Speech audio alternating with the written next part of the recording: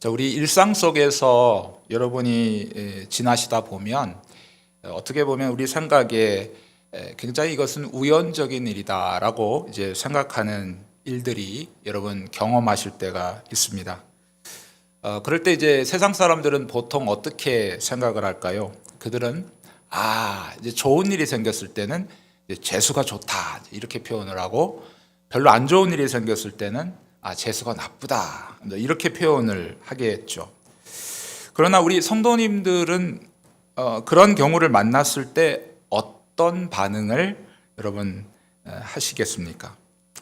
자, 오늘 본문 속에 등장하는 이 참새라고 하는 이 하나님께서 만드신 피조물이 등장하는데, 이 참새는 하나님이 만드신 가장 작은 그러한 피조물이죠. 또 이 참새 두 마리가 한 아사리온에 팔린다, 이제 그런 표현을 하고 있는데, 이 아사리온은 그 당시에 사용하던 동전의 최소 단위였다 하는 겁니다.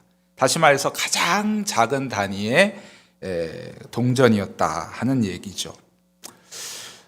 그런데 이 가장 작은 피조물이라고 할지라도 또 가장 아주 헐값에 팔리는, 그야말로 작은 가격에 팔리는 이러한 참새일지라도, 자, 하나님께서 이 모든 일들 가운데 이 일들을 허락하시지 않으면 결코 땅에 떨어지지 않는다라고 본문 말씀에서 오늘 우리에게 가르쳐 주고 있습니다. 여러분, 머리카락이 몇 개인지 어떻게 혹시 아십니까? 하루에 머리카락이 몇 개나 떨어지는지 혹시 여러분 세고 계시나요? 또 하루에 머리카락이 몇 개 정도 다시 생겨나는지. 하루 동안에도 늘상 떨어지는 이 머리카락, 굉장히 우리에 볼 때는 우연적이라고 생각하죠. 머리를 빗다가 떨어지기도 하고 머리를 감다가 떨어지기도 하는데, 또 지나가다가 보면 아침에 청소를 이렇게 말끔히 해놓으면 또 하루가 지나면 저녁에 머리카락에 수북히 쌓인 것을 보게 됩니다.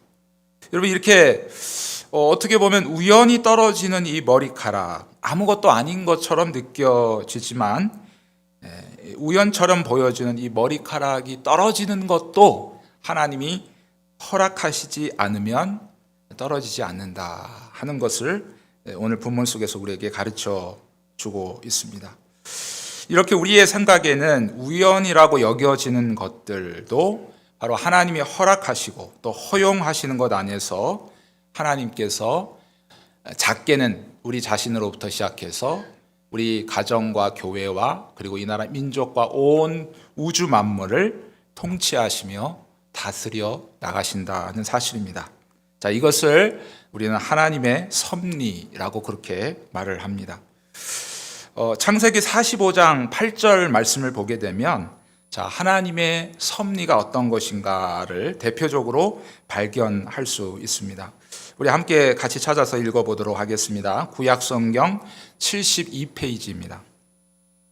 창세기 45장 8절입니다. 구약성경 72페이지 창세기 45장 8절. 찾으셨으면 우리 한 목소리로 함께 같이 읽도록 하겠습니다.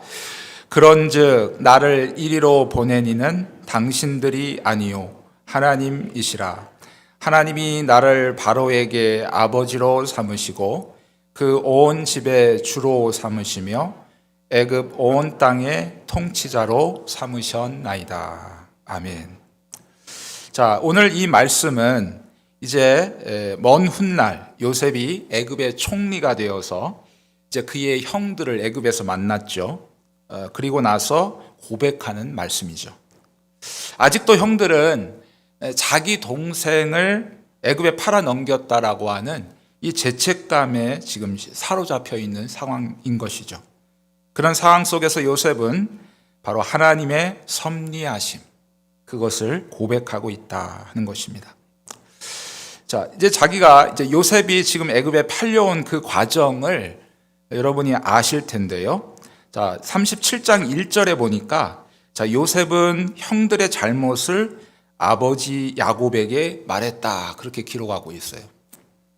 그러니까 형들이 잘못할 때마다 아버지한테 가서 얘기하니까 얼마나 그 동생이 믿겠어요. 미운 털이 박힌 거죠.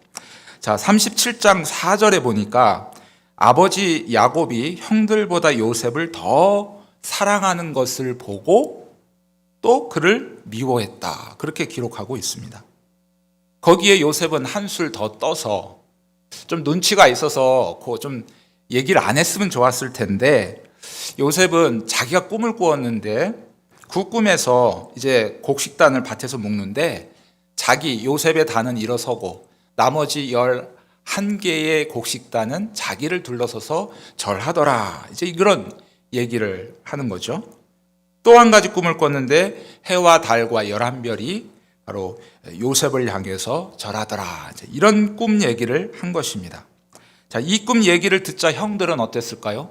그동안에도 사사건건 요셉의 하는 행위가 밉고 그리고 눈에 가시처럼 여겨졌는데 더 그 미운 마음이 그들 마음 가운데 강하게 새겨진 것이죠. 그런데 이제 아버지 야곱의 심부름으로 형들을 찾아 나서면서 요셉은 어떻게 됐습니까? 창세기 37장 18절에서 20절 말씀, 거기 여러분 한 장만 앞에 넘기시면 있습니다. 구약성경 57페이지 함께 같이 한번 읽어보도록 하겠습니다. 창세기 37장 18절에서 20절입니다. 구약성경 57페이지 찾으셨으면 우리 함께 같이 읽어보도록 하겠습니다.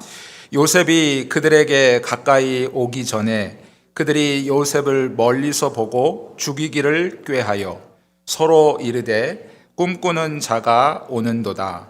자, 그를 죽여 한 구덩이에 던지고 우리가 말하기를 악한 짐승이 그를 잡아 먹었다 하자.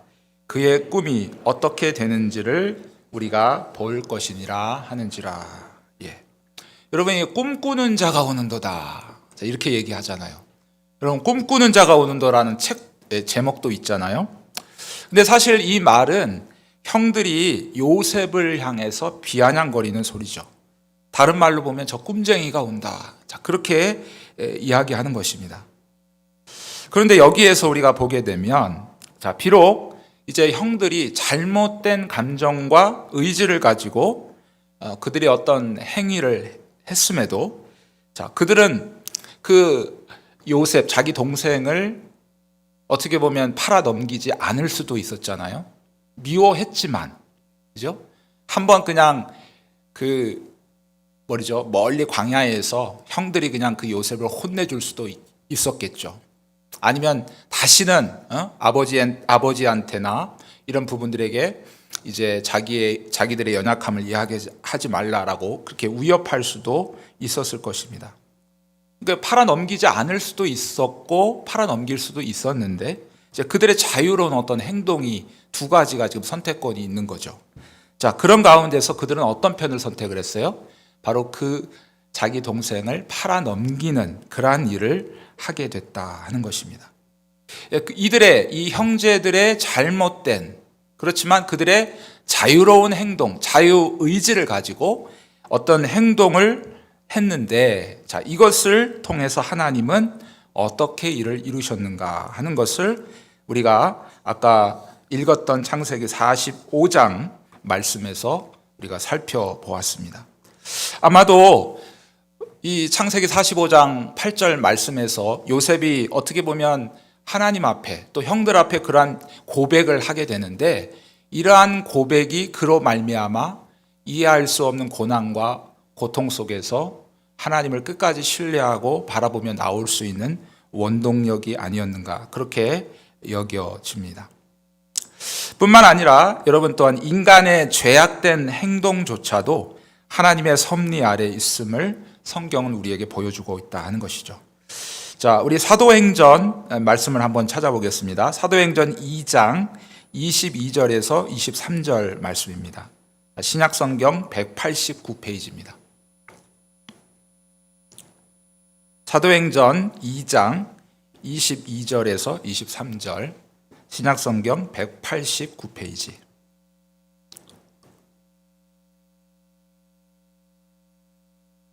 찾으신 줄 알고 함께 읽도록 하겠습니다. 이스라엘 사람들아, 이 말을 들으라. 너희도 아는 바와 같이 하나님께서 나사렛 예수로 큰 권능과 기사와 표적을 너희 가운데서 베푸사 너희 앞에서 그를 증언하셨느니라. 그가 하나님께서 정하신 뜻과 미리 아신 대로 내준 바 되었거늘 너희가 법 없는 자들의 손을 빌려 못 박아 죽였으나. 네. 자, 이 말씀은 그 유명한 오순절 성령 강림 사건 이후에 이 베드로가 유대인들에게 하는 설교 중에 한 말씀이죠. 자, 유대인들, 특별히 유대 지도자들인 서기관과 바리새인들에게 있어서 예수님의 존재는 어땠습니까? 사복음서를 보시면 어찌하든지 예수님의 흠집을 잡아서 예수님을 끝내는, 죽이고 싶어 하는 것이 그들의 마음이었어요. 그래서 그들은 때가 되었을 때 불법으로 예수님을 잡아서 예수님을 신문하고 그리고 예수님을 십자가에 못 박아 죽이도록 그렇게 넘겨주었다 하는 사실이죠. 어떻게 보면 그들은 유대인 지도자들, 서기관과 바리새인들은 예수님이 나타남으로 인해서 자기들이 누려야 될 어떤 백성으로부터의 존경심 그리고 어떤 기득권, 이런 것들의 손해를 생각하여서 예수를 제거하고자 하는, 그래서 시시틈틈 그 틈을 노렸던 거죠. 그리고 가룟 유다의 배반과 그리고 넘겨줌으로 또 이들은 바로 이 빌라도에게 바로 예수님을 십자가에 넘겨주었습니다. 이들의 이 악한 의도, 철저한 정말 하나님을 거스리는 그러한 악한 의도 가운데서 이런 일을 했지만 하나님께서는 미리 그 모든 것들을 뜻을 정하셨고 그 정하신 뜻대로 이루시게 되는, 그래서 우리의 구원을 놀랍게 이루시는 일들을 이루어 주셨다 하는 사실입니다. 자, 인간의 이러한 죄악된 행동을 통해서 하나님께서는 그것을 선으로 바꾸사 결국 하나님의 거룩한 뜻을 이루는 이 사건들이 바로 성경에 가득 우리에게 말씀해 주고 있습니다. 여러분, 많은 신학자들은 하나님이 이 섭리하시는 법칙이 한 3가지 정도 있다고 그렇게 이야기합니다. 첫째는 바로 보존의 법칙입니다. 하나님께서는 온 우주 만물을 그분의 지혜대로 또 하나님 보시기에 아름답게 창조해 주셨죠. 그리고 하나님은 자신이 지으신 그 창조의 질서를 보존하시면서 하나님의 뜻을 이루어 가신다 하는 것입니다. 그러나 여러분, 사탄과 범죄한 인간은 이 창조의 법칙을 끊임없이 뒤집으려고 하죠. 그래서 하나님께서는 한 남자와 한 여자가 만나서 가정을 이루고 그 가정 속에서 경건한 자녀를 낳도록 하나님께서 그렇게 창조하셨지 않습니까? 근데 오늘날의 모습, 오늘 우리가 살아가는 이 시대의 모습은 어떠합니까? 이것과는 정반대의 생각을 가지고 살아가는 사람들이 얼마나 많이 있는지 모르겠습니다. 하나님의 창조의 이 법칙을 거스르면서 이것이 마치 이 시대에 마치 사람 인권을 위하는 것처럼 그렇게 많은 사람들을 선동하고 있는 그러한 시대를 지금 살아가고 있다 하는 것입니다. 그럼에도 불구하고 하나님께서는 이 바로 가정을 만드시고 가정을 창조하신 이 하나님의 창조의 놀라운 이 법칙을 끊임없이 지켜나가신다. 이것이 바로 하나님의 창조의 법칙을 세우시는 보존의 법칙이다 하는 사실입니다. 또한 하나님은 신자나 불신자나 똑같이 하나님의 일반 은총을 적용하심으로써 하나님의 창조의 질서를 보존해 나가신다 하는 것입니다. 쉬운 예로 여러분, 청년이 결혼을 하려면 어떻게 해야 되겠습니까?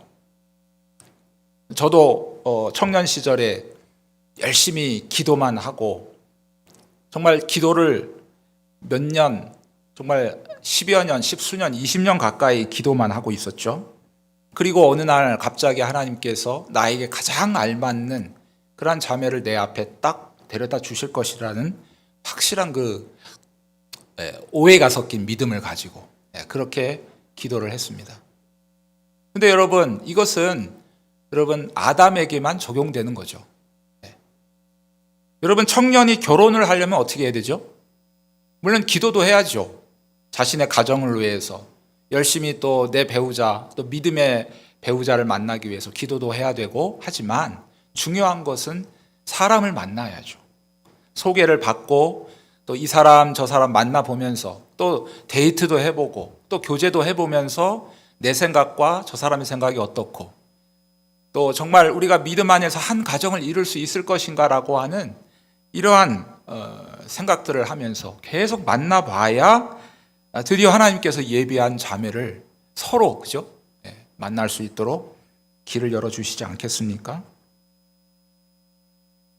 여러분이 재정적으로 넉넉하게 사시려면 어떻게 하셔야 되죠? 이것도 일반 은총입니다. 물론 이제 이것을 100%다 그렇게 될 것이다라고 이렇게 적용할 수는 없어요. 그러나 일반적으로 여러분이 하고 있는 하나님께서 여러분에게 소명으로 주신 그 직업, 그죠? 그 직업이 어떤 것이든지 죄악된 일을 제외하고는 그 직업, 여러분이 하고 있는 그 일들 속에서 최대한의 그 전문성을 발휘할 수 있도록 갈고 닦아야 되는 거죠. 다른 사람보다 더 땀을 흘리고 더 지혜를 짜내고 물론 우리 믿는 사람들은 더 하나님께 지혜를 구해서 어떻게 하면 이 나에게 주신 이 직업을 통해서 하나님을 섬기고 또 많은 사람들을 섬길 수 있을까 이러한 고민과 또 열성 가운데서 열심히 땀을 흘려야만 하나님께서 그에게 지혜를 주시고 또한 돈을 벌 수 있는 능력을 허락해 주실 것입니다. 이것이 바로 하나님께서 만들어 두신 창조의 법칙이라는 거예요. 이것은 일반 우리 믿는 사랑하는 성도들뿐만 아니라 믿지 않는 불신자들에게도 동일하게 적용되는 이것을 일반 은총이라고 얘기합니다. 그래서 하나님은 모든 신불신 간에 이 하나님께서 정해놓으신 일반적인 은총, 자, 이것의 기준에 미달이 되면 어떻게 할까요? 우리가 성도라 할지라도 큰 위기에 처할 수 있습니다. 때로는 재정적으로 어려움을 당할 수 있고 다 그렇게 적용할 수는 없습니다. 제가 다시 말씀드려요. 때로는 우리가 게으르면 가난해질 수도 있습니다. 다 100% 그렇게 적용할 수 없다고 제가 말씀드렸어요. 그리고 또 우리가 불이익을 당할 수도 있다 하는 사실입니다. 나는 하나님을 믿는 자이기 때문에 나는 기도만 하고 있어. 그러면 하늘에서 하나님께서 때에 따라서 여러분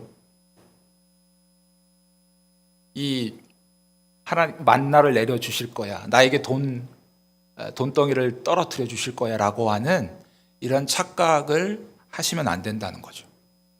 우리가 하나님 앞에 우리에게 맡겨주신 직업을 충성스럽게 감당하도록 지혜 주시도록 건강 주시도록 열심히 기도하면서 또 최선을 다해서 땀을 흘리면서 그 일에서 정말 최고의 전문가가 되기 위해서 열심히 땀을 흘리면서 나아가되 또한 그 하나님께서 주시는 것에 대한 그렇죠? 어떤 결과를 주시든지 그것에 또한 감사할 수 있는 마음. 여러분 내가 열심히 최선을 다했는데 때로는 하나님이 나에게 최고를 안 주실 수도 있잖아요. 그러면 최고를 안 주신 것에 대한 불만과 원망을 하면 되지 않겠죠.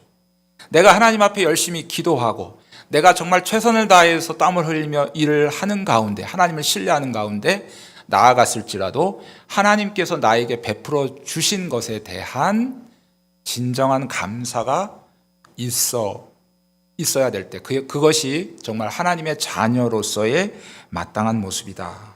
바로 하나님은 이러한 일반 은총 가운데서 하나님의 창조의 법칙을 보존해 가심으로 하나님의 놀라운 섭리를 이루어 가신다 하는 것을 우리가 살펴볼 수 있습니다. 또한 하나님이 섭리하시는 두 번째 법칙은 협력입니다. 자, 우리는 모두 다 하나님의 섭리 안에서 그분의 통치를 받으며 살아가고 있는 존재예요. 자, 우리 믿는 성도들은 그것을 인정하고 받아들이죠. 믿지 않는 사람들은 인정하고 받아들이지 않습니다. 자기의 힘으로 살아가는 것이라고 그들은 생각할 것이에요. 그러나 실상은 그들이든 우리들이든 모두 다 하나님의 통치를 받고 살아가는 존재들이에요. 그럼에도 불구하고 우리가 여기서 오해하지 말아야 될 것은 우리가 하나님의 명령에 대해서 기계적으로 움직이는 존재가 아니라고 하는 사실입니다. 하나님께서 애초에 태초에 에덴 동산에서 저와 여러분들을 사람을 만드실 때, 창조하실 때 하나님께서 우리를 그냥 기계적인 그러한 존재로 만드시지 않았어요. 그죠? 자유의지라고 하는 것을 주셔서 이것을 선택할 수도 있고 이것을 선택할 수도 있는 그런 의지를 우리에게 허락해 주셨다는 거예요. 그리고 결국 하나님은 그 의지를 주시면서 너가 이것을 선택했을 때 결과는 어떻고 이것을 선택했을 때 결과는 어떻다라고 하는 것을 다 보여줬죠. 선악과를 따 먹으면 결과는 죽는 것이죠. 영원한 지옥이고 선악과를 따 먹지 않으면 영원한 생명을 누리게 될 것이다. 이런 결과까지도 다 알려주셨어요. 그리고 그것을 선택할 수 있는 자유의지도 우리에게 주셨단 말이에요. 그럼 하나님이 원하시는 건 뭘까요? 정말 우리 마음속에서 우리 자원하는 마음으로 정말 하나님을 사랑하는 마음으로 하나님의 말씀을 순종하기를 하나님은 원하셨다는 거죠. 그런데 하나님의 그 원하심과는 반대로 우리는 그 하나님의 뜻을 거스렸기 때문에 우리가 죄악으로 그렇게 떨어지게 되었다라고 하는 사실입니다. 제가 여기서 말씀드리고 싶은 것은 우리가 이 땅 가운데 살아가는 그런 하나님의 자녀들로서도 우리가 기계적으로 움직이는 존재가 아니라는 사실이에요. 분명히 우리의 일어나는 머리카락 하나 떨어지는 것조차도 하나님의 허락 가운데 하나님의 통치 가운데 이루어지지만 반드시 하나님께서 우리들에게 자원하는 마음을 주셔서 우리가 인격적으로 우리가 해야 될 책임, 그죠? 그것을 다 하며 살아가도록 우리에게 또한 하나님께서 원하신다 하는 사실입니다. 여러분 빌립보서 2장 13절 말씀 한번 찾아보겠습니다. 신약성경 319페이지입니다. 빌립보서 2장 13절입니다. 신약성경 319페이지. 우리 찾으셨으면 함께 같이 읽겠습니다. 너희 안에서 행하시는 이는 하나님이시니 자기의 기쁘신 뜻을 위하여 너희에게 소원을 두고 행하게 하시나니. 아멘. 예. 여러분 다윗이 시편 51편 12절에도 이렇게 구했습니다. 주의 구원의 즐거움을 내게 회복시켜 주시고 자원하는 심령을 주사 나를 붙드소서. 예.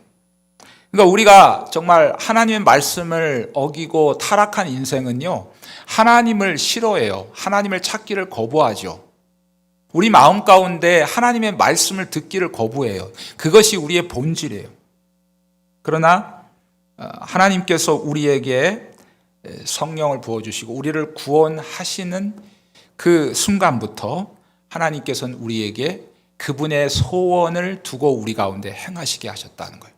그러니까 우리는 로봇처럼 기계적으로 하나님이 명령하면 이거 해 하고 딱딱딱 그냥 로봇처럼 움직이는 존재가 아니고 자유의지를 주셨다고 했잖아요. 그래서 내가 이것도 행할 수 있고 내가 저것도 행할 수 있는데 내가 자원하는 마음으로 기쁜 마음으로 하나님의 뜻을 행할 수 있기를 하나님은 지금도 원하신다는 거예요. 그것을 통해서 하나님은 하나님의 놀라운 우리를 다스리시고 이 우주 만물을 통치해 가시는 이 섭리의 역사를 이루어 가신다 하는 사실입니다. 그래서 오늘 이 자리에 모인 사랑하는 성도 여러분, 우리의 기도 제목은 다윗이 구했던 것처럼 주의 구원의 즐거움을 내게 회복시켜 주시고 자원하는 심령을 주사. 자원하는 심령. 뭐든지 우리가 주님을 사랑하는 것도요, 하나님이 기뻐하는 마음으로 자원하는 마음으로 드리기를 원해요. 우리의 겉모습은 하나님 앞에 충성된 모습일지 그렇게 보여질지는 모르겠으나 우리의 마음은 냉랭하고 우리의 마음은 하나님을 사랑하지 않고 우리의 마음은 억지로 어쩔 수 없이 그냥 그런 모습을 하나님이 보신다면 기뻐하시지 않는다는 거예요. 우리 마음속에 정말 주를 사랑하고 주를 뜨겁게 정말 의지하는 마음으로, 사랑하는 마음으로, 자원하는 심령으로 우리가 주님을 예배하고 주님을 사랑하고 하나님께 나아가기를 하나님은 원하신다. 우린 이것을 통해서 하나님의 놀라운 섭리의 역사를 오늘도 이루어 가신다 하는 사실입니다. 마지막으로 하나님의 섭리의 법칙 세 번째는 바로 통치이죠. 자, 우리 그리스도인들에게 있어서 가장 넘기 힘든 것은 바로 이해되지 않는 고난이 닥쳐올 때입니다. 아무리 믿음 좋은 사람이고 아무리 충성스러운 사람일지라도 고난이 한번 닥쳐오면 큰 위기를 겪을 수가 있어요.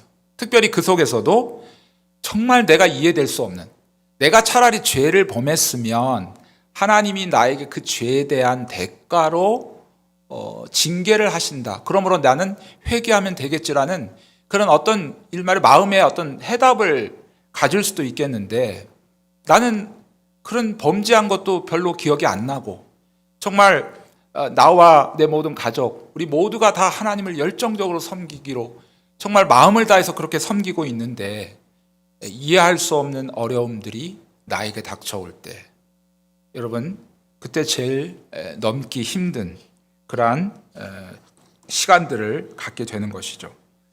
이런 사람이 바로 가장 대표적인 사람이 바로 욥이었죠. 그래서 욥은 하나님이 인정하시는 그러한 의로운 사람이었다는 거예요.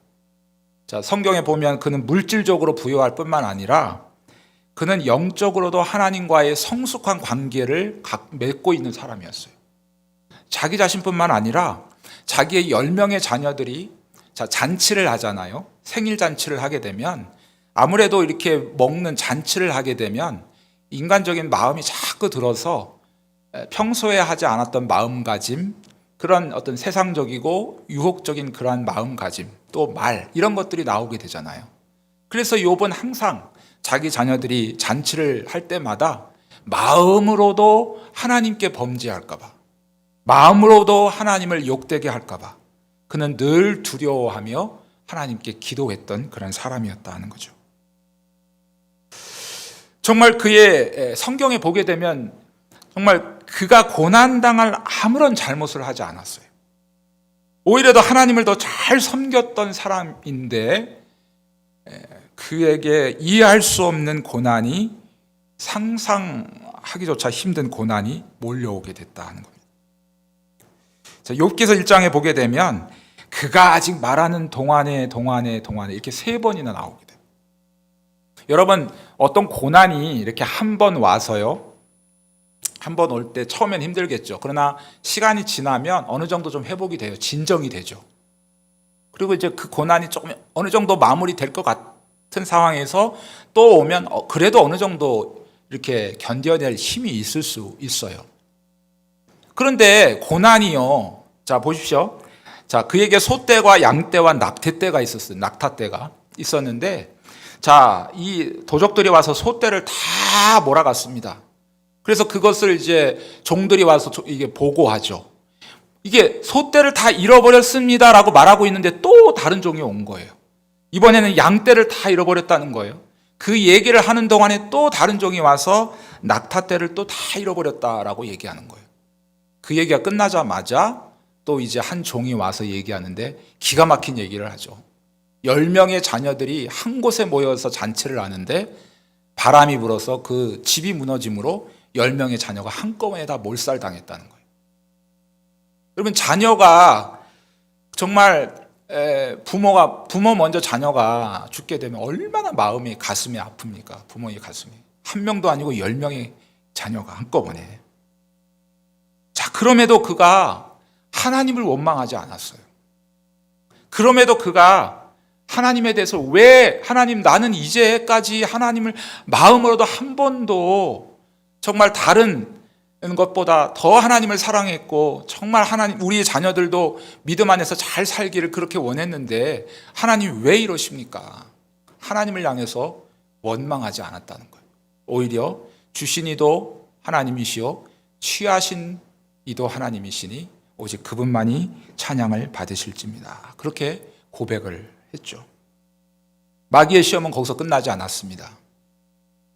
이제 다시 한번 마귀가 자기의 시험이 실패한 것을 보니까 다시 한번 하나님 앞에 가서 얘기하죠. 이번에는 욥의 몸을 치겠다. 그래서 하나님이 허락을 하시고 이제 욥이 머리끝에서 발끝까지 이제 종기가 나서 질그릇 조각으로 긁고 있는 상황입니다. 그 모습을 옆에서 아내가 지켜보는데 얼마나 고통스럽겠습니까? 함께 사실 그 어려움을 이겨나가고 함께 같이 기도하면서 정말 위로가 되어줘야 되는데 이제는 그 아내가 돌아서서 어떻게 합니까? 당신 하나님을 욕하고 죽으라 라고 얘기하면서 욥의 곁을 떠나가 버리는 상황이 되어버렸습니다. 이쯤 되면 어떻게 될까요? 정말 견디기 힘든 아주 최절정까지 온 것이죠. 그런 상황 가운데서 친구들이 또 위로한답시고 멀리서 찾아왔습니다. 그런데 친구들이 욥을 향해서 위로하기는커녕 31장까지 변론을 합니다. 변론을 한마디로 말한다면 욥, 너가 죄를 하나님께 범했기 때문에 이러한 어려움을 당하는 것이니까 너는 회개해야 돼 라고 하는 것이죠.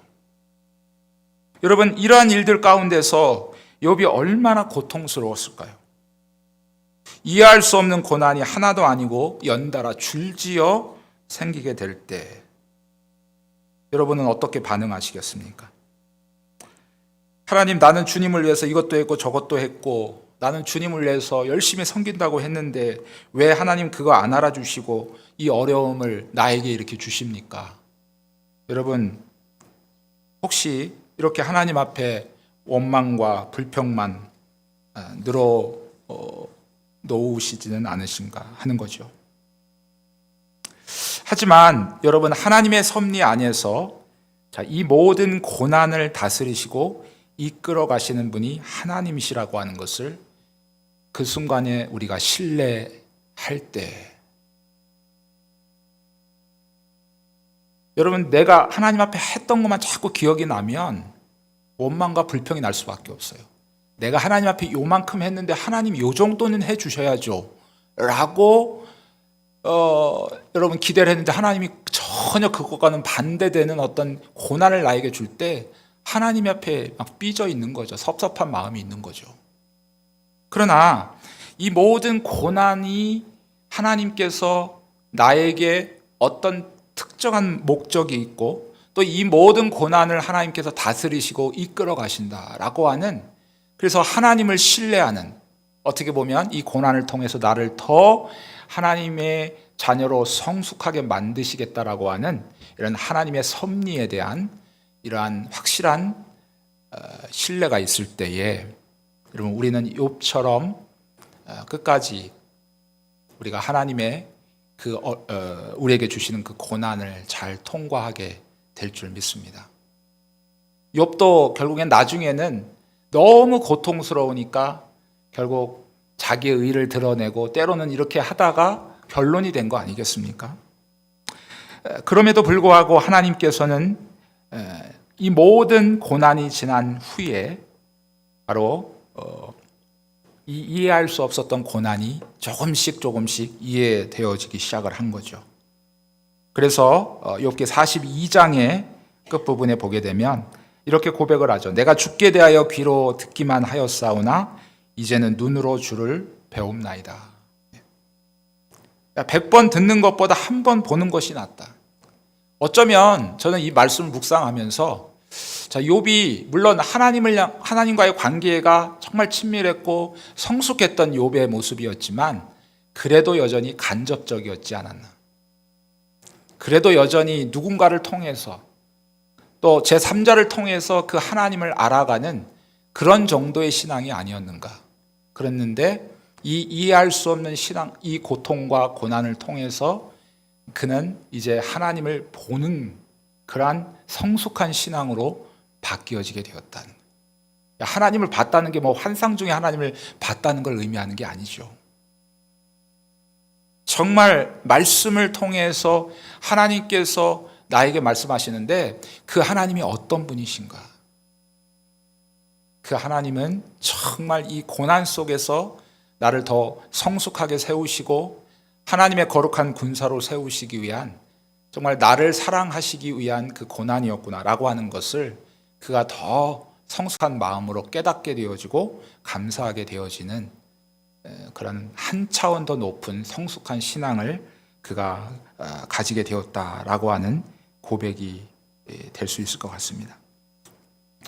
사랑하는 성도 여러분, 이 땅에 사는 우리 모두는 고난을 당합니다. 이 땅에 부자든 가난한 사람이든, 이 땅에 예수를 믿는 사람이든 예수를 믿지 않는 사람이든, 인간의 육체를 입고 있다면 다 고난을 짊어지고 살아가게 됩니다. 그런데 여러분, 세상 사람들에게 있어서 고난은 어떨까요? 절망이죠. 끝이죠. 이런 이해할 수 없는 고통이 그들에게 닥쳐올 때 그들은 거기서 헤어날 방법을 찾지 못합니다. 그러나 하나님의 자녀들인 저와 여러분에게는 이 고난조차도 우리를 더욱 성숙하게 하시고 또 하나님께서 예비하신 그 복을 누리게 하시려고 하는 하나님의 놀라운 섭리가 그 안에 깃들여졌다라고 하는 것을 우리가 신뢰하며 기억하게 될 때, 여러분, 이 고난조차도 우리를 더욱 하나님께 가까이 또 천국의 그 놀라운 백성으로 영광스러운 존재로 세워가도록 우리를 훈련시키는 그러한 은혜가 있는 줄 믿습니다. 여러분, 각 개인에게 크고 작은 어려움들이 아마 말 못할 그러한 어려움들이 있으실 줄 압니다. 하나님 앞에만 울부짖으며 때로는 어떤 때는 기도하지도 못하고 그저 신음소리 정도밖에 낼 수밖에 없는 그러한 절망적인 그러한 어려움을 갖고 계신 분들도 있는 줄 압니다. 여러분, 하나님께서 그 고난, 그 어려움들, 그 모든 것들이 주님의 손에 있음을 여러분이 기억하시고, 그리고 하나님의 때에 그 고난이 정말 우리에게서부터 우리를 더욱 성숙되게 하고 더 하나님의 자녀로 아름답게 세워주실 것을 우리가 신뢰하면서 그 고난을 씩씩하게 잘 이겨나가시는 그러한 은혜가 저와 여러분 모두에게 있으시기를 주님의 이름으로 축복합니다.